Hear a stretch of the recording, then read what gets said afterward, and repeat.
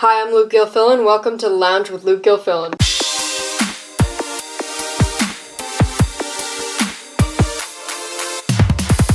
Hello and welcome to the Lounge with Luke Gilfillan. Today we're going to be recapping some of the news that I missed over the break period. So first off, the Susan Buchanan thing, which is probably the biggest news that OakPark has had all year in terms of things that made national news, I guess you could say. So there's two articles that I'm going to go over from this, and then I'll play the video that was posted, the edited video that was posted to a lot of weird websites and channels, and basically the one that most people saw. So this one, both articles are according to Wednesday Journal, and so basically what happened is this board trustee woman, they were having this meeting, and then they were going to, at the end of the meeting, cover the diversity statement for OakPark, which is just a statement saying, like, oh, we stand against racism and all this bad stuff. And basically a lot of community members that showed up, because our community is very, very, very, very, very focused on racism and all that.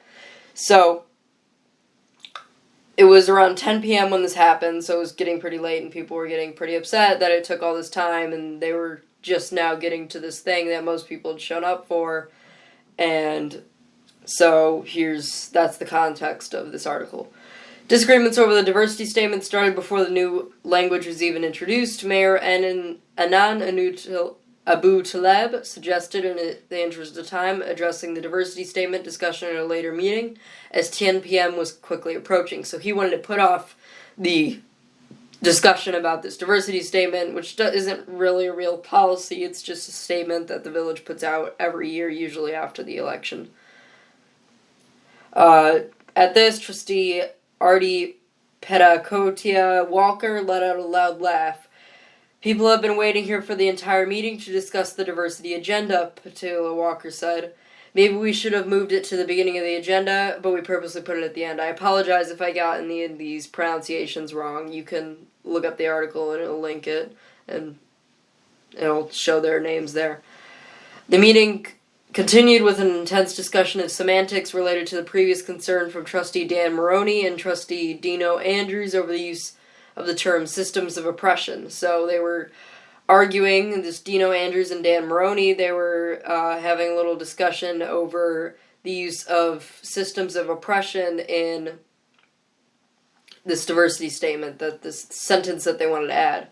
That discussion led to an intense outburst by Trustee Susan Buchanan, who is the protagonist of this whole story, who questioned why white male trustees were offering opinions on the wording of the diversity statement. I'm so tired of hearing white men tell us what systems of oppression are, said Buchanan to applause from the audience. For Christ's sake, no, you don't know what a system of oppressions are. You have never been oppressed, she said. This is like if you guys wanted to tell us about what it's like to have a menstrual cycle. You don't know what you're talking about. She added, you've not spent a day with dark brown skin and tried to walk through this society. From birth, you've been white. Why are you arguing this is a system of oppression? You never experienced one, so shut up. Buchanan went on to tell Andrews and Maroney that they are not oppressed, but others in OakPark are. This mayor and this board are so obviously not willing to face history, she said. It is time for a community to face equity. To Andrews, Buchanan said, you stop it, you are a white male, when he tried to add, when the mayor, a native of Palestine, so he's from Palestine, he's a Palestinian man, when he tried to intervene on behalf of Andrews and try to, calm Buchanan down, Buchanan told him, your skin is white enough, which was one of the most egregious things that she did. I mean, it's not a really good look when you, a white woman, are calling a Palestinian man white enough in describing his skin tone to tell him to, you stop it. Maroney responded saying that when it comes down to elected white males being told they can't have an opinion, we're not doing this right. So what he said in the part of the, you'll see it in the clip that I show, he said, I think if we reduce this to whether or not you're a white male or not, then we're not doing this right. In an earlier discussion over language in the statement, Andrews said overall he loved the CRC diversity statement, as I think every logical or almost every human being in America would, but he wanted to edit one sentence prior to adoption. My only real proposal is to change the second sentence in the second paragraph. That sentence reads, by embracing equity with an explicit but not exclusive focus on racial equity, we work to break down systems of oppression and achieve a society where race no longer determines what outcomes, where everyone has what they need to thrive. Andrews proposed to clarify the language, break down systems of oppression. He suggested replacing that sentence with, by embracing equity with an explicit but not exclusive focus on racial equity, we work to eliminate racism, sexism, homophobia, and xenophobia, and all the other forms of hate. And for that, Susan Buchanan went off on him for having an opinion on the issue. So, all this happens. I'll play the clip now. Yeah, I don't want to hear what you have to say. Oh my gosh. No, I'm serious. Jim, why do you have an opinion on this? Come on, Susan, this is... I won't say a word. That's why I like to... You shouldn't have an opinion on that. This is the I met point. with constituents of Why color, do you and have quite an honestly, opinion on some of the equity? feedback was that some of this wording was ridiculous. From No, birth. You have been white from birth. Why are you arguing? What is a system of oppression? You've never experienced one. Okay. So shut up. I don't want to hear from you. Just stop. Just stop, Dan. Stop, Dino. You are not oppressed. And people in I'm not saying OakPark I am. are. And we are trying to recognize that as a community. Mhm. This mayor and this board is obviously not willing to face history. We have a chance to make history. It is time for this community to face equity. Enough. And you stop it. You are a white male. You True. stop it. You are a white male. I'm not Your gonna skin stop. is light enough. I'm not- Stop it. I think if we reduce these conversations to nobody cares what you have to say because you're a white male, I don't think we're doing this right.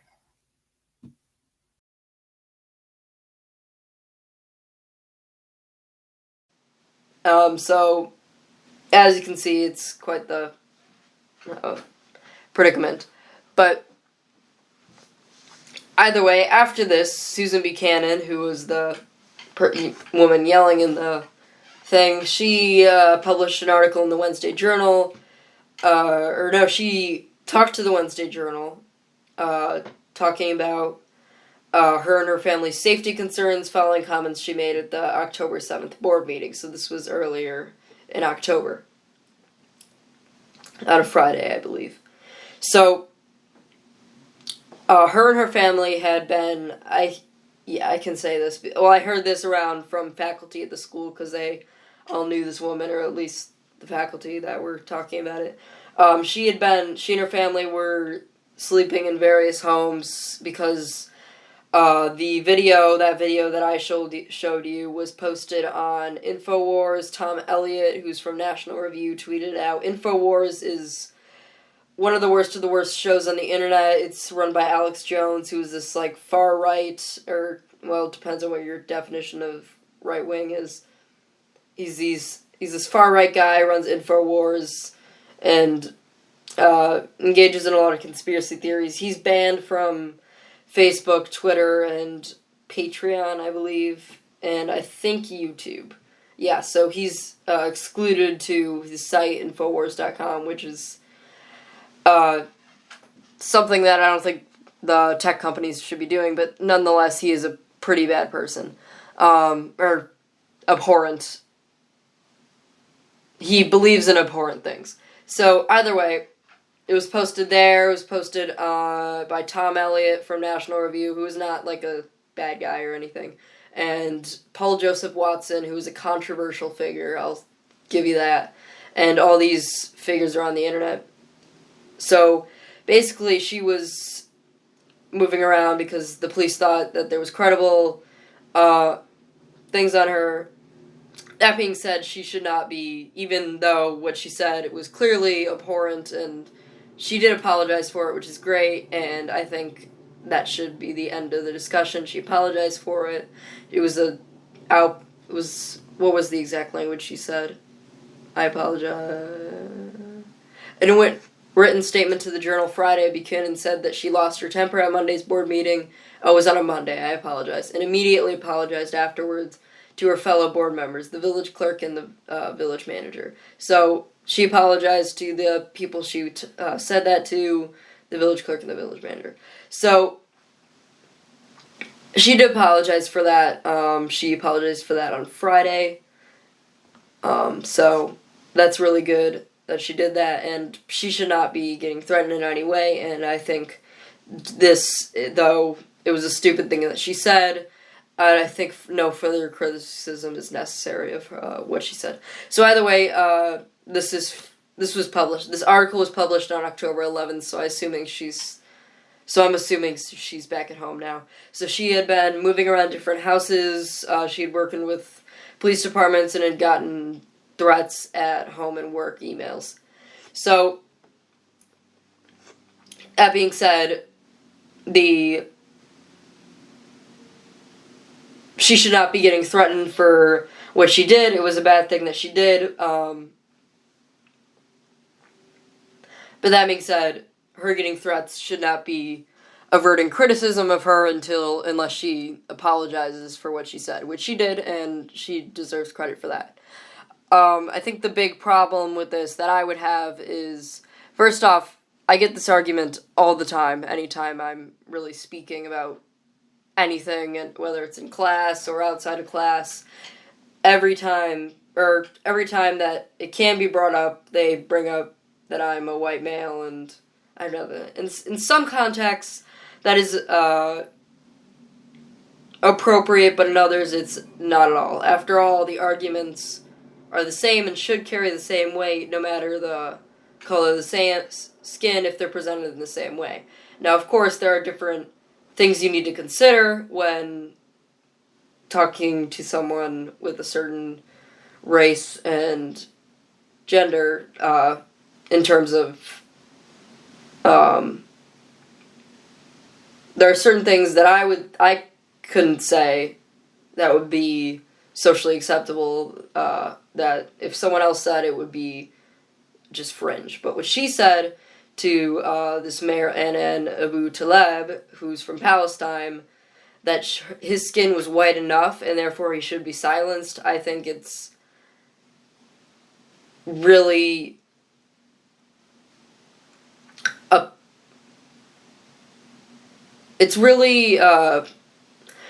gross that she thinks that, well, she's white, first off, and she's speaking to this Palestinian man as if she represents all people of color, and he is merely, and I'm sure Anand Abu Taleb was fine with the systems of oppression language. He was just not fine with her talking to Trustee Andrews, and yeah, in that way. But I think it's a perverse mindset to believe that you are a representative of all people of color, even if you aren't a person of color, like happened here. And of course, it was 10 p.m. She apologized for it, and that's fine. But it's really a perverse mindset to have. So the Oak Park mayor also wrote a letter to the Wednesday Journal that I want to read in its entirety. Last Monday night, the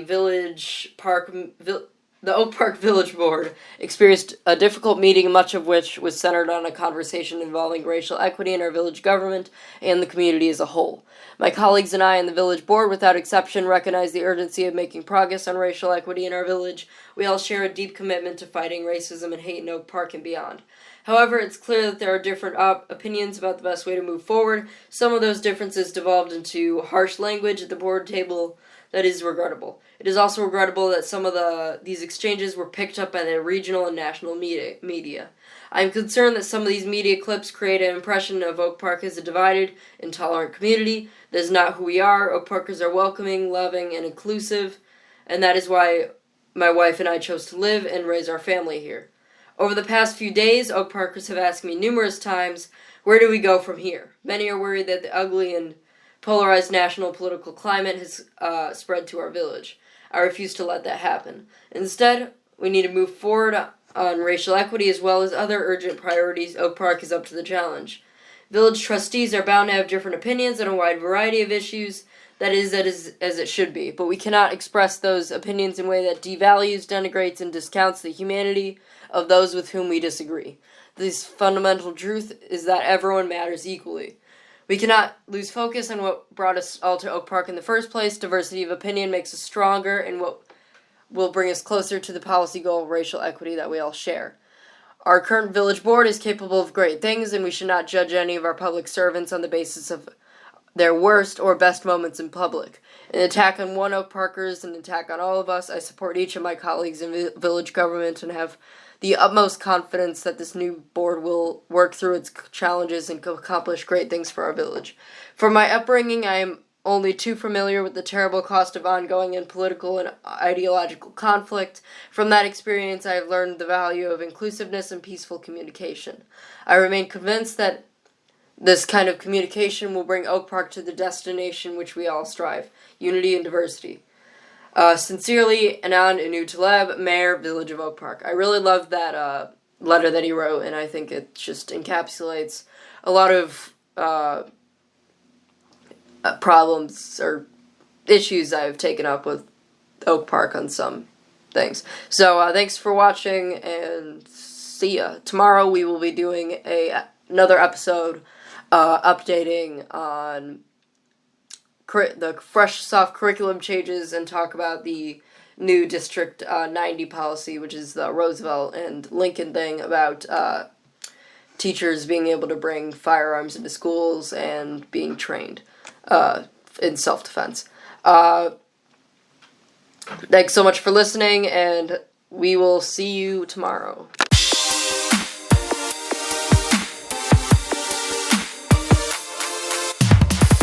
Thanks so much for listening. The Lounge with Luke Gilfillan comes out every Saturday and Sunday. Be sure to hit the subscribe button, and if you would be interested in getting notified every time a video comes out, hit the gray bell right next to the subscribe button.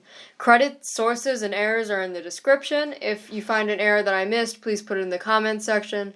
If you are interested in donating to my channel, because I bought recording equipment, which kind of costed a lot, my Patreon, which is a donation site, is in the description. If you have any feedback, put it in the comments section. Toodaloo.